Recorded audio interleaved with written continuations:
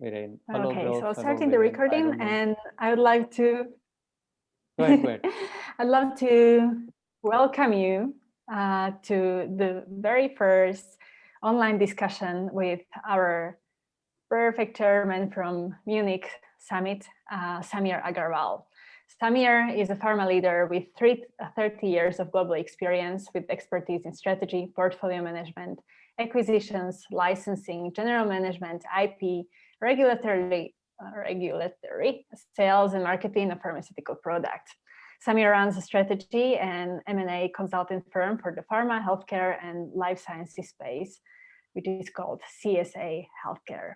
So he has a lot of experience under his belt, and that's why we organized kind of free-flowing online discussion where you can use this opportunity to consult Samir with the problem at hand.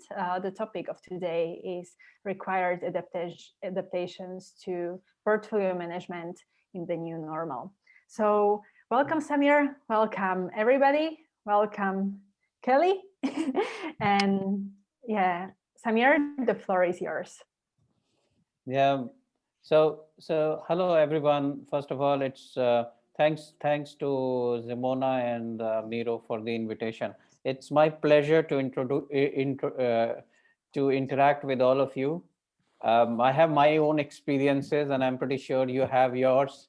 And together, we can have a great discussion. So I don't intend to show any slides or bore you with the so-called typical PowerPoint presentation.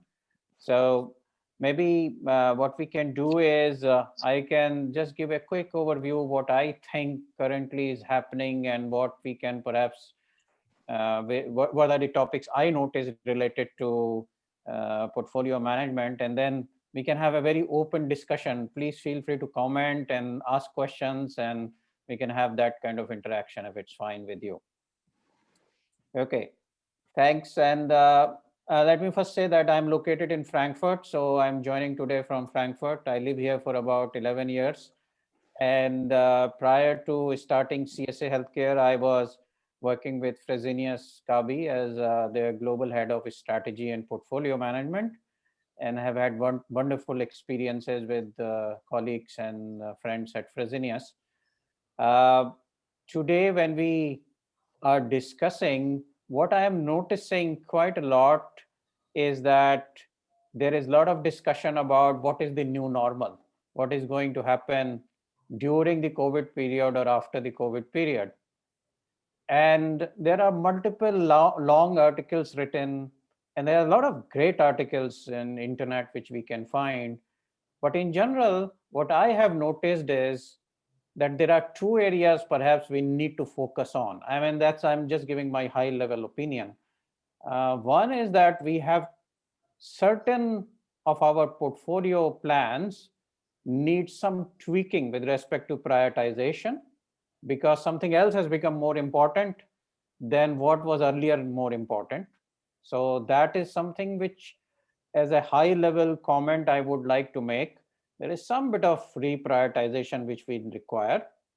And this is something which many of the clients of CSA Healthcare, when we have been discussing with them, have also been talking about. Second area where I have seen is, and this pre-prioritization is because the market situation has changed, or because we have some funding issues internally, or we want to put the money somewhere else as compared to other earlier high priority areas. The second area is because of these retweaking in the, if I may say, for the portfolio plan, the so-called make and buy decisions have to be revisited. It's quite likely that some of the projects or products have become more important for us, or rather have to be fast-tracked. And obviously, own development will take longer, right? There is a gestation period for that. So there is a likelihood that some of the projects which we had earlier thought that we will develop and bring it to the market in due course, we might now license in and launch, or vice versa. Some of the products we might say, okay, earlier we did not have sufficient time, but it's okay, let's now develop it instead of licensing them in. These are the two major areas I noticed while we were at CSA discussing with our clients. And third was also reallocation of funds. So that is more related to, that's more a broader topic, not only the portfolio related topic, but also, for example, related to SG&A or sales and general administration expenses, for example, or spend in marketing activities, where there is more and more discussion that let's do only those expenses right now which are absolutely important, and then defer some of the not so important. I mean, they still are important, but if we can defer something to next year, there is prudence in doing that. So these are my high level initial thoughts, and I'm pretty sure you have your own experiences and you have noticed something else as well. So I'll be very happy to learn from you as well. So any comments from anyone or any questions, anything you would like to add? So I'll throw in some thoughts. Samir, thank you. Good inputs and great startup to the conversation. Good to meet you virtually. Thank you for the tee up of the topic. I would agree with the points that you raised. As I think the examples I have are probably more under your first topic point, in terms of, I think I took it to be around prioritization. So for my company, Sangamo Therapeutics, pre-COVID, there wasn't as much discussion around resource availability. We're a very small company. It was much easier for resource owners to keep tabs on what everybody was doing. The executive decision makers didn't feel like they really needed additional visibility or data to understand where we have constraints, and therefore prioritization was pretty much very manual. There wasn't any formal decision making around portfolio prioritization. That's changed now. I'm getting a lot more input, a lot more requests. People feel like because you don't have that everyday interaction in the hallways, there isn't the small conversations happening inside and outside the meetings. Everything is online now, which is much more formalized. I'm getting a lot more requests now of concerns that not everybody knows what everybody's doing. There's concern about resource constraints, coupled with the fact that we are a laboratory. So because of the realities of COVID, our laboratories aren't as accessible as they once were. You can only have so many people accessing given machines or rooms or facilities at any time. You have to allow for social distancing. There has to be cleansing that happens in between. So that forces an additional resource constraint on the system and on our processes. So I'm getting a lot more conversations around trying to figure out where are possible bottlenecks and resource contentions. And in fact, that's where a lot of my kind of more urgent projects are going right now. Yeah, I think it's more challenging for you, because for me as a management consultant, I'm working from home. And those challenges which you are facing as a laboratory, I can't dream of. I mean, not dream of. I mean, fortunately, I'm not facing, but it's a very challenging situation. So what you are saying, Mark, is basically it's more about reprioritization, right? That is what is one of the major things you are hearing, right? I would say more formalized prioritization, whereas before it was we always had prioritization, but it was more informal, more ad hoc, more conversational, and would fluctuate. And it wasn't captured anywhere in any formalized slide deck as here are the priorities. I think it was more conversational and more month to month. Now, because of the constraints, everyone's realizing we have to kind of have a formal prioritization discussion. And with that, naturally, we have to understand kind of where our possible resource bottlenecks are so we can prioritize accordingly. Yeah. Prioritization is a very broad topic, and I mean, let me hear thoughts of some others also. Maybe we can, with your help, touch upon the prioritization topic a little bit more in detail, because right now, I think it's important to understand that whether we, which kind of prioritization tool we should use, financial or strategic or both, or um, um, some other kind of prioritization tool. So that's a very important topic for sure. Anyway, thanks, Mark. Any other person, any other participant, any comment or any question, please?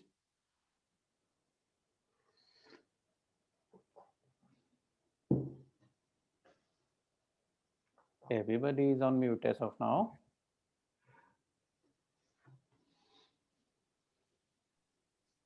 Okay, Anthony. Hi there. Yeah.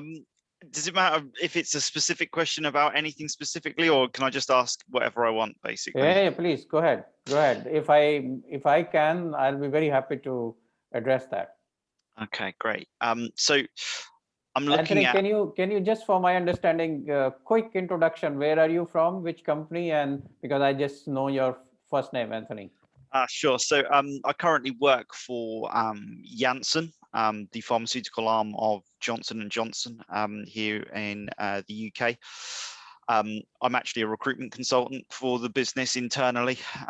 So not, sort of here on a formal capacity, I don't suppose, really. I'm interested in understanding more about how to put together, a robust, diverse portfolio, ultimately incorporating things like high risk stock, like cryptocurrency, for example. I don't know how much you know about these things, whether you think that they're, something that's worth investing in or not, but I'm interested in lots of different things at the moment, and I'm just trying to see the validity of these things and whether it's worth, looking at them ultimately. It's a big question.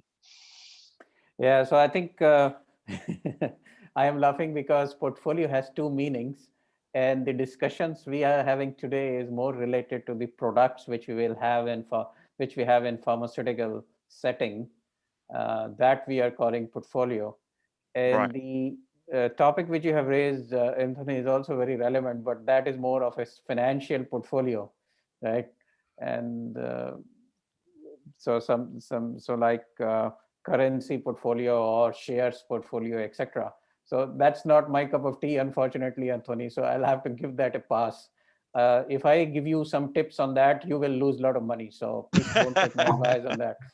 Fair enough. Fair enough. But maybe Mark, if you want to add something, please feel free. I wish I could. Yes, Samir. I'm like you. Unfortunately, once we get into more financial portfolio discussions, I'm kind of out of my depth very quickly. I'm more of a projects guy and a PMO guy. Yes. Yeah. Sorry, Anthony. So couldn't really help you there. Maybe Simona can arrange some other roundtable for that. Yeah, that would be definitely interesting. Yeah. There's never enough money, especially in pharmaceutical companies, right? Like why do we have portfolio management? It's because there are limited resources and you need to prioritize, as you mentioned already. So since I'm already on screen, my suggestion is to go around the guiding questions that we had. If nobody else has a question or a problem they'd like to raise. Yeah. Hey, hi, good afternoon. This is Viren. I'm from India. It's a pleasure hearing you. I have not planned for the discussion, but I'm glad I dialed in. I used to work with Novartis. I was a global brand manager for insights and analytics for the respiratory portfolio. Now I am an entrepreneur. I have my own company in India. We are supporting US and Europe-based customer, primarily helping them in a lot of competitive analysis. And these days, a lot of questions are primarily around, how different players in the primary care space or the specialty care space, and we know, the broad buckets which are hit by COVID pandemic. So in general, the question is, we are discussing portfolio. Is it a right time to discuss this, and because the current challenges with the pharmaceutical company is how to manage the new launches within the portfolio where you have already committed, right? So now you have the drug approved, you need to launch it, you have to maximize whatever you can. And from the, if we are considering a portfolio mix, considering 4 or 5 year down the line, so we don't know how the pandemic gonna pan out. So is it market gonna remain same? Shall I design my portfolio based on current market situation, or so what is the right mix, or and then probably the third question is how how so we are seeing a lot of digitalization in the go-to-market strategy, but I'm not sure the kind of success we have seen in 2020. I mean, hardly a couple of brands just able to cross 100 million in first year of launch. So so there are too many variables, and then apologies for asking all the questions in one go. Not a problem, Viren. But when you, very interesting questions. Actually, just a quick clarification. When you talk about portfolio, are you talking about new drug portfolio, or you're talking about generic portfolio? So I primarily deal in a lot of new drugs, the NCEs, new biological drugs. So it's mostly from that perspective, less focus on generics. And I mean, we can also discuss generics because, from the market setting point of view, I think the kind of challenge the new chemical entities are facing, it's a similar kind of challenge, the generics are also facing, because I mean, the access to customer is equally difficult for both of the players. Yeah. So maybe we can first address and talk about the NCEs or NBEs. And definitely the current situation is disruptive with respect to, for example, IQVIA in their recent report have also shown that if we talk of US, almost 1.2 billion diagnoses did not happen in last year. And this year in first 3 months, if I remember correctly, it has gone up, but gap has closed, but still there were substantial number of diagnosis visits which did not happen. But what has not happened, in my opinion, is that the disease pattern has not shifted. So whatever was the disease earlier or epidemiology, that is still the case, except for COVID has brought in some new challenges with respect to respiratory disease and others. So I doubt it. I mean, I'm not a thorough expert on that, but whatever I know, I doubt it that if somebody is working on a drug for autoimmune disease, for example, and their launch plan is pegged for 4 years from now or 2 years from now, they will need to make a major change in that, because the investment is already done. Most of the investment is already done for last 5-7 years. The disease still exists. Maybe the launch timeline will be tweaked 1 or 2 or few quarters. Only challenge which I see for such drugs is, which is also a fact, which is also reported extensively, is that last year and this year, many of the clinical trials took a hit because as the patients are not seeing the doctors, so obviously there are less number of patients to recruit or subjects to recruit for clinical trials. And that's why those drugs which are under clinical trial phase might see some delay for completion of trials. And this is also substantiated by the fact that IQVIA has also reported that last year the number of drugs which were approved did not see any dip because they had already filed their regulatory approvals. But all those which were in development phase, clinical phase, they all got a sort of a hit by getting delayed. So that's my high level thought process. But Viren, if you have any ideas over there, it will be nice to know your thoughts on that. I completely agree on the clinical development side, because we do have seen a lot of delays in trial, primarily in those clinical trials where patient had to visit clinic. or they need a support from a healthcare provider. So those certainly took a hit. It is so. And having said that, so I agree on the FDA part as well, that the number of approvals are almost similar, but we have seen in some cases where the approval got delayed because the US FDA or even in EMA, they were not able to give a site inspection. So minor Yeah. cases, but that is also has happened. So probably a delay of a quarter or so here and there. Uh, coming back to the what is the portfolio mix, and so we have seen some of the indications where the drugs are more linked with these are optional, right?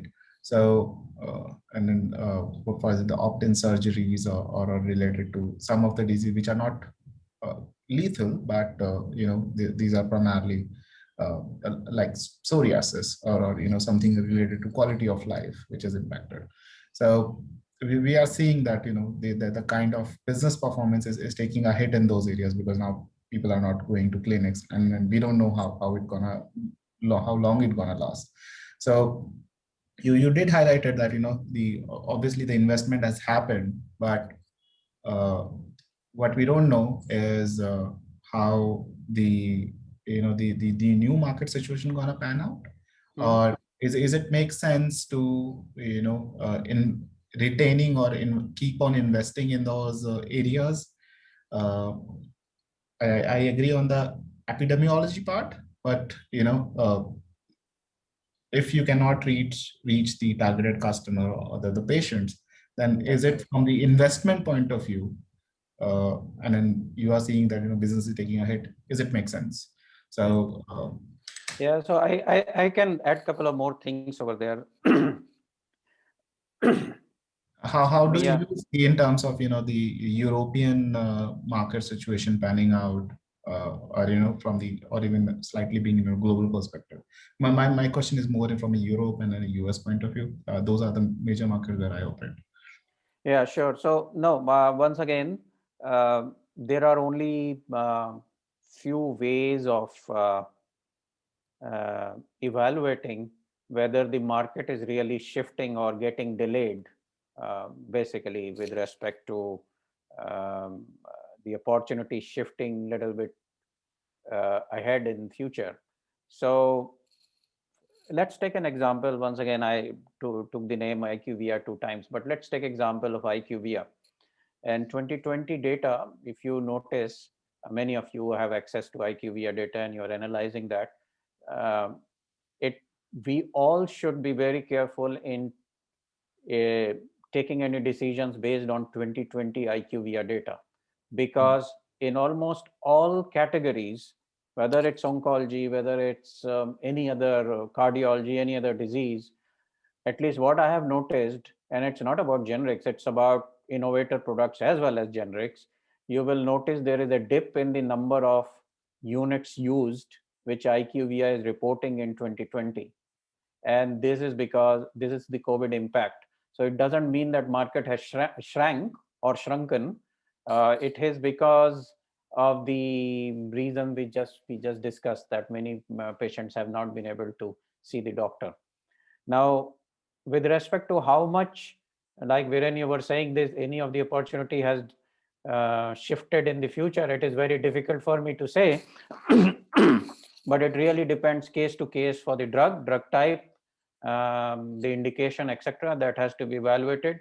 But I would still say this, that in a period of next 3 to 5 years, if any drug is to come out, I don't see that it will make a very major impact with respect to business plan totally going south because of this situation. I mean, if some drug was to be approved next year or this year, there would be an impact of few quarters in all likelihood, but not more than that. And with respect to your comment about digital, I think that's a very wide area, and I'm not an expert on digital, in digital space or digital therapeutics, but there are so much talk about digital therapeutics in Europe, for example. Um However, there is no clear pathway right now, except for partly in Germany and partly in UK, to approve digital therapeutics. And it is expected that once the German regulatory authority is able to fine tune the regulatory approval process, this exists, but they are fine tuning, then it will be rolled out across Europe. So there is a lot of discussion. There are some getting approved, but it is not getting the same amount of traction perhaps as it is getting in US. And so it's an area, in a way, I don't know if being in flux is perhaps the right way of putting it, or it's a lot of uncertainty over there. Having said that, all trends are showing that the number of digital therapeutics used in Europe as well as elsewhere will increase substantially. I stand by that, but the situation is emerging. This is something similar to biosimilars, where there were a lot of talk biosimilars will take the market by storm, but it took 4 to 5 years or 10 years in US before things got streamlined. And in Europe, it is streamlined in a different way. One more quick comment related to this, and I'm forgetting which. I think this webinar was arranged by LEK, one of the leading management consultancy firms. I don't want to give the credit to the wrong management consultancy, but I was participating in one of the webinars, and what came out over there is that there are usually, as you know, US, European agencies are usually the fastest in giving regulatory approvals, and they are the leaders with respect to where we register our NCs, NBEs, or even generics first, and then they are registered in other geographies. Yeah, of course, there are case-to-case outliers as well. But in recent past, especially in the COVID period, what people have noticed, and this was very surprising, that UK is registering products faster than mainland Europe or European Union, for example. There are countries like China and Russia which are approving drugs faster than even European Union, and in certain cases US. And I also recall emerging markets like Turkey, which was also mentioned, where regulatory approvals are happening faster. So this is another dimension which sort of skews our portfolio plan. But just a high level comment. I am not trying to say anything more than that we need to consider this. I am only trying to say that we need to consider this changing dynamic also when we are finalizing our portfolio plan. I appreciate that. Thank you for taking my question. I do have another more question, but let me give the stage to other. And if they are not asking question, I will ask. Thank you. Very nice of you, Viren, but very happy to get your other question as well. If I am able to answer, I'll definitely answer. But I think Mark has good experience in this area as well. Can I ask you, Mark, to comment on this? If you may share your thoughts, it will be lovely. So happy to weigh in. My experience is rather limited in terms of that our company is really focused on the orphan drug space, the orphan diseases. And so from our perspective, a number of all of our projects are still preclinical or in the clinic. We are still in the throes of trying to commercialize our initial projects. But outlook remains strong, and our clinical studies were definitely impacted, like the rest of the industry, primarily around patient access, mainly around facility access. Our patients, because they're orphan disease patients, have always been there and will continue to be there. It's really having them be able to participate, come to a clinical setting. In the sense of quarantine has been our real constraint. So we definitely got impacted there, saw some delays. but the outlook remains strong for our current projects and future projects. You know, COVID hasn't changed the landscape for you know, sickle cell anemia, hemophilia, Fabry disease, some of these the small small population diseases that, but are very acute, very harsh diseases that we're going after. Similar to that, you know, I've networked with friends that are in within the pharma industry, but also in the med device industry, a related industry. And the similar dynamics, Samir, is what you teed up, is that demand has shifted, but it's expected that that demand is we may not capture all of those patients that did not get treated either with a particular pharmaceutical or with a med device, but they're going to be there because they're still suffering and they're going to need to come get treated. So the expectation, we probably won't get that full demand, but it's the demand has shifted. The demand has not disappeared. Yeah. So perhaps, Mark, this would be, thanks for that, Mark. That was very insightful. And I recall that we all, I mean, not exactly this way, but let me say it this way, that we all reevaluate our portfolio plans and review our portfolio plans periodically, whether innovate NBs, NCs, or generics. That periodicity is usually, let's say, theoretically once a year. What I see is that in all likelihood, based on what Viren you were saying, and also what we have been discussing, and Mark and my comments, most probably our periodicity of re-evaluating our portfolio will become shorter, at least for some time, so that we can capture those sudden challenges which we are facing because of the pandemic situation or change in the marketplace. So what it will do is that it will help us to sort of put a break on any major spend in a particular area, which if we do because of not having a reevaluation of the portfolio plan, will be counterproductive. So most probably what I'm trying to say is that our periodic reevaluation of project prioritization perhaps should be done faster as compared to in past. So if we were doing once a year, theoretically, I'm just taking as an example, we should do every 6 months or every quarter to be sure that we only put money in a project only if things are going in the right direction. Yeah, if I may comment on that, Samir, I completely agree. In fact, I've been having a couple conversations with my colleagues internally on that very topic. And my previous company, Varian Medical Systems, same thing. You may have only an annual or semi-annual full tops-down analysis where you're collecting all the data, turning the crank during the full analysis with all the charts and all the data. But you can certainly quarterly at least, or even slightly more often, go look at what assumptions have changed, because with every project, there's a certain number of assumptions in terms of the market, in terms of the competition, and those do change, you know, sometimes monthly. So being able to assess, okay, what has changed, what new announcements have come out, what have competitors done, and then you can refactor very quickly based on those assumptions. What do we need to do with our investments? What do we need to accelerate or decelerate? And it's not too hard. It doesn't take a whole lot of time to do that. Yeah. Good. Thanks, Mark. Thanks again. You have been very helpful. Maybe, Simona, next time we should also have a round table with Mark as the leader. I think he's an expert for sure.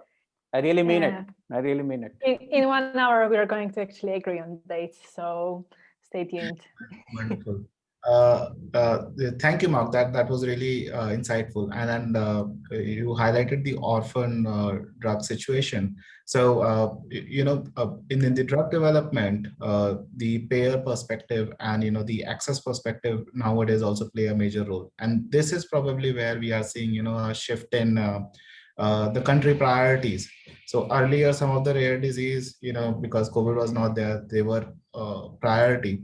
So along with the access perspective, what should be the other factors in your opinion should be there for the portfolio prioritization?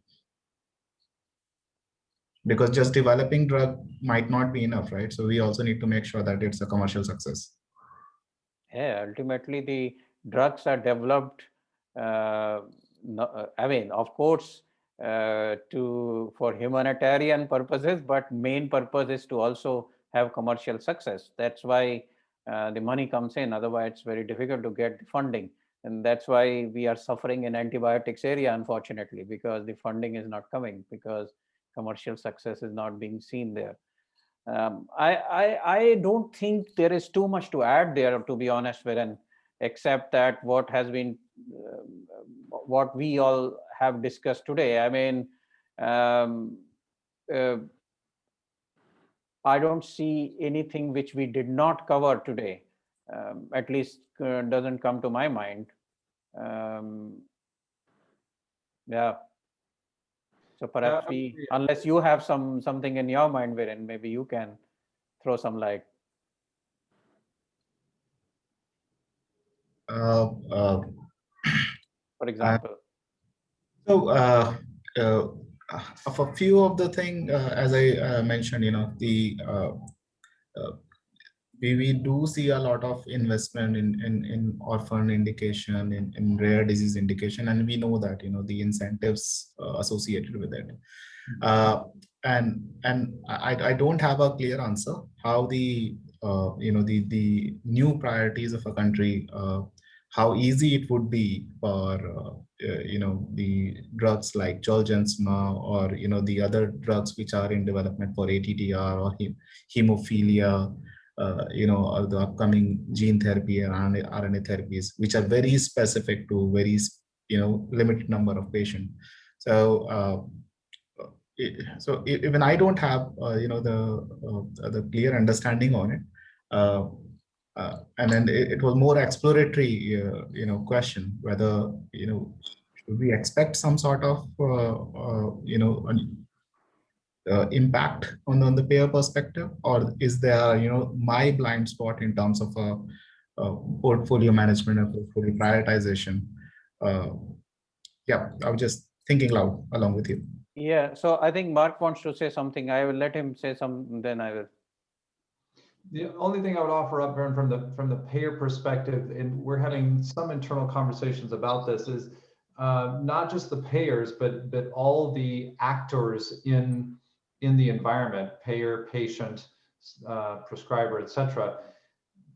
What we just got done talking about, that there's this lag, there's this buildup of demand due to all the constraints that we just experienced through COVID. There's this buildup of demand, and how is that going to be impacting all the different players? So let's talk about the payer. It's unclear as all of our competitors have met the exact same demand backup, the backup of demand, and so we're all going to be jumping into the market with our studies, with our hopefully our when our therapies are ready for market, and there's going to be new bottlenecks, is what I'm trying to say. We're going to be hitting bottlenecks as we try to commercialize. We're going to be hitting bottlenecks as we try to seek approval for our submissions. We're going to be hitting bottlenecks, presumably with payers and with the prescribers, and possibly even the patients themselves. We're accustomed to having bottlenecks in the development phase and in the clinical phase, but now that everything was temporarily kind of held up, there's this big buildup of supply of new therapies and of patients. So the question is, where is the new bottlenecks going to hit for the next 12 to 24 months that we're not accustomed to, and we're not used to dealing with those kind of bottlenecks. We're used to dealing with resource bottlenecks internally with our own development, but we're not used to bottlenecks downstream. Does that help make sense? And the payers may be part of that. Who knows? We've never seen this kind of situation before. Yeah, so I think so. Thanks, Mark. Sonali is wanting to ask a question, but I will just say one thing very quickly. Yeah. Yeah, Sonali, just give a second. Yeah. So there is going to be, it is estimated that there will be a lot of pressure on the payer side because of the backlog of treatments which has happened last year and this year. And so this is across the board. So for example, US, all the insurance companies have to pay more this year. And in Europe, everything is reimbursed. So through insurance companies or whichever way, governments have to pay more. So this is going to have the only impact, whether it is orphan drugs or it is the full-blown major drugs, new drugs. Everywhere this pressure will happen. So this is what we have to manage. So I don't think more than that I can add. That is, this is stay. So Sonali, thanks for your patience. So to you now. Yeah. So hi Samir and hi Simona. First of all, hi everyone. And hello. I'm based out of India. And so I am very young in terms of experience, and I'm really glad to be on this platform. No, so let me interrupt you. There are some people who have eaten more Christmas cakes and some people who see more Christmases. So I guess you are the first one. Yeah. So I am actually a medical advisor with Pfizer, and I handle the established portfolio. So the discussion was really interesting in terms of how innovatives and how the orphan drugs work. So I was wondering to ask how we can leverage the established portfolio in general and in COVID times. Like what can be done to, like in my head, the things that I can think of in terms of established from the medical perspective is, going for in terms of life cycle management, going for some kind of real world evidence or something of that sort. But what else can we do in general? If any of y'all could help me with regards to its established portfolios. So established portfolio means two things. One is that since you are at Pfizer, so you have your patented molecules which have which So are already there for also quite some time, right? Yes. And the some in other terminology, those are the generics also, which have turned generic. Right.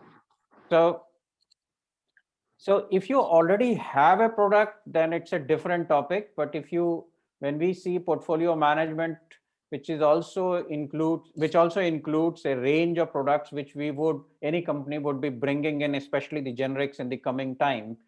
So yeah, very interesting question. I don't know how really to answer your question with respect to established portfolio medical perspective, but yeah, so yeah, and I don't want to guess too much, but it's all right if you can give me a general overview also. Like my interest lies beyond medical. I am interested in the other aspects as well, the commercial aspect, the market access aspect. I try to go for studies that are dealing with HEOR aspects, just any way in which I can leverage the established side, because that is some challenge that I'm facing as to what I can do to go beyond whatever is existing with my established portfolio. Yeah.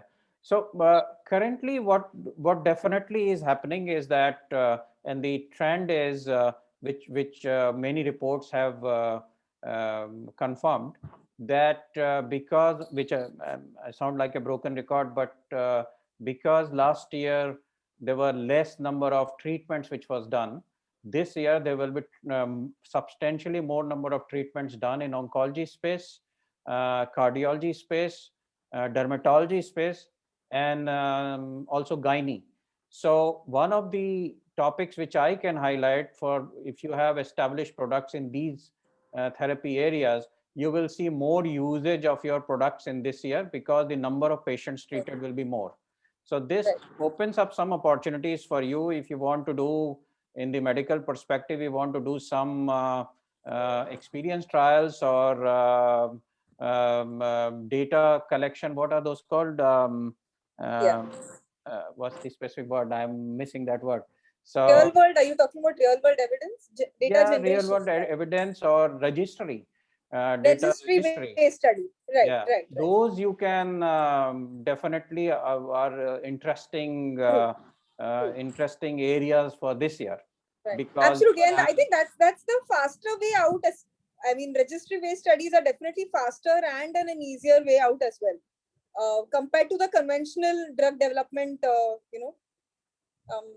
Database, using a database for interpretation, and probably using that is definitely a easier and a faster way out as well. Yeah. So those are the kind of trends which are expected. And with respect to generics, basically it is all about reprioritizing um, the importance of the products which a generic company has planned.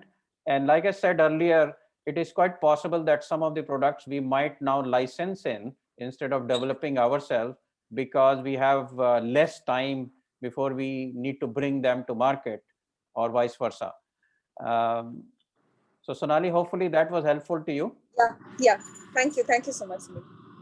And Viren, you have asked how do you see change of role of KOL shift towards DOL and local compliance associated with it? This is a long topic, but I can definitely say that based on the experience I have gathered over last 6-8 months and multiple conversations which I had with some of the healthcare professionals as well as with colleagues and clients, in general, the key opinion leaders are hating beyond a point usage of the digital platforms. Um, so while there are multiple industry reports which are saying that in future most of the conferences will turn into digital platform, for example, ESCO, ESMO, ESA, you name it, oncology or anesthesia or any of the critical care conferences, that's not going to happen.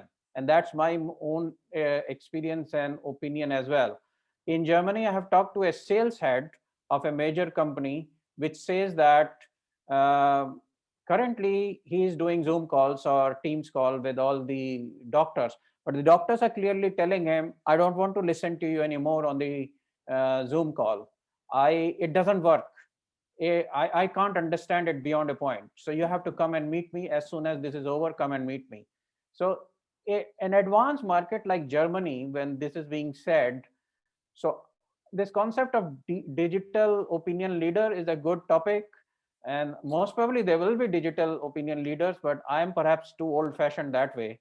I think this is not going to fly beyond a point.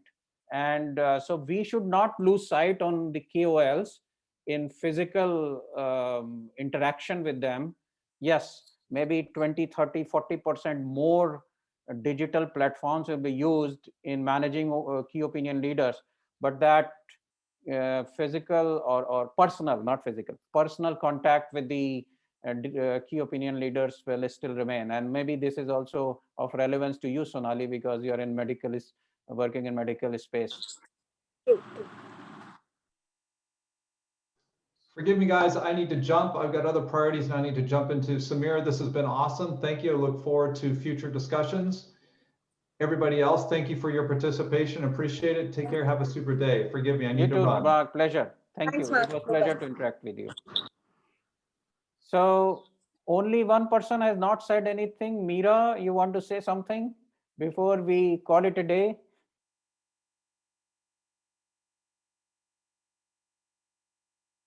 Okay. Okay. So, I mean, we had a very general discussion. We did not have a very, so I did not have a specific data also for most of the things.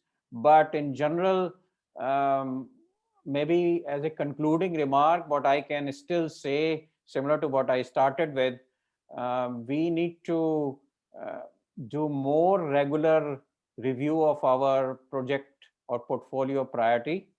And I don't think there is too much to change beyond that, because this, if we do our more regular project evaluation or priority evaluation, we can adjust our plan accordingly and minimize the risks and losses. That's all we need to do at this point of time. I don't think pharma industry has turned upside down with respect to indications or diseases, etc. Yes, more respiratory related diseases are emerging and will emerge. There will be more traction in that area.